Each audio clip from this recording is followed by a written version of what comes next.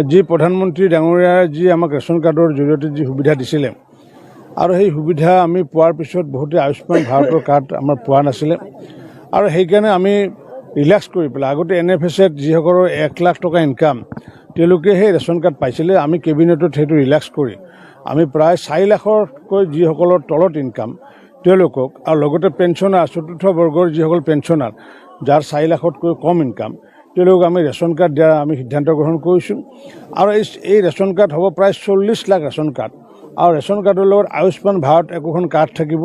য'ত নেকি 5 লাখ টকা তেওঁলোকে চিকিৎসা সেৱা সুবিধা লাভ কৰিব পাৰিব আৰু এই সম্পূৰ্ণ কাৰ্ডসমূহ আমি 1 জানুৱাৰীৰ পৰা আমি 10 জানুৱাৰীৰ ভিতৰত বিতৰণ কৰাৰ সিদ্ধান্ত গ্ৰহণ কৰিছোঁ প্ৰতিটো সমষ্টিৰ প্ৰতিটো ব্লকতে প্ৰতিটো পঞ্চায়ততে আমাৰ 1 পৰা 10 তাৰিখৰ ভিতৰত এনেকুৱাকৈ নতুন 40 লাখ কাৰ্ড পাব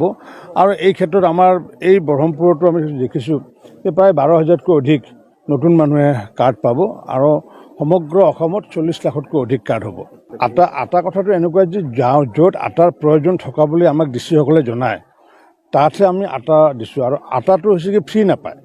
চাউলটো মানুহে ফ্ৰী পায় এতিয়া অসমৰ মানুহে যদি কয় যে নহয় আমি চাউল নাখাই পেলাই আটা খাম আৰু তেতিয়া 100 টকাকৈ যদি পে'মেণ্ট দি পেলাই যদি আটা কিনে তেতিয়া আমাৰ আপত্তি নাই তেওঁলোকে ডিচি অফিচত যদি জনায় যে আমাক চাউলৰ পৰিৱৰ্তে আটা দিব লাগিব মানুহৰ ভ্ৰান্ত ধাৰণা এটা আছে কি যে আটাটো ফ্ৰী পায় বুলি ভ্ৰান্ত ধাৰণা এটা আছে চাউলটো ফ্ৰী পায় আটাৰ ক্ষেত্ৰত কিন্তু ফ্ৰী নাপায় আৰু সেইকাৰণে মানুহে কি কৰিছে দিনক দিনে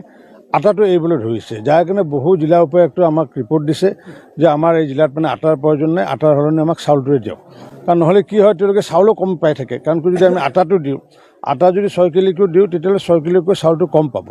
6 কিলোকৈ চাউলটো কম পালে তেতিয়াহ'লে তেওঁলোকে বিনামূলীয়া চাউলটো আল্টিমেটলি সেই অঞ্চলটোত নাপায় আৰু তাৰে বিপৰীতে 6 কিলো যদি আটা কিনিবলগীয়া হয় 6 টকাও কিনিবলগীয়া হয় গতিকে সেইটোৰ কাৰণে আমাক জিলা উপায়ুক্তসকলে য'ত আমাক যিমান কেজি লাগে সেইটো আধাৰত দিছোঁ আৰু আমিতো অতিৰিক্তভাৱে আমি দিব নোৱাৰিম কাৰণ টকাটো কালেকশ্যন হ'ব লাগিব গতিকে এইটো যদি মানুহৰ ধাৰণা যে আটা সকলোৱে আটা পাব সকলোৱে আটা নাপায়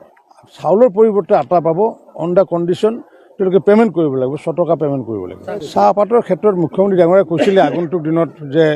চাহপাতৰ ক্ষেত্ৰত ব্যৱস্থা কৰিব লাগে কিন্তু এতিয়া পৰীক্ষা নিৰীক্ষাত আছে এতিয়ালৈ ইমপ্লিমেণ্টেশ্যন কেতিয়ালৈ হ'ব সেইটো লৈ পেলাই আমাৰ চূড়ান্ত সিদ্ধান্ত হোৱা নাই কিন্তু অকল চাহপাতে নহয় মাননীয় মুখ্যমন্ত্ৰী ডাঙৰীয়াই যে কেইবাটাও আইটেম যাতে আমি দিব পৰা যায় তাৰ কাৰণে এলানি আমাৰ প্ৰক্ৰিয়া আৰম্ভ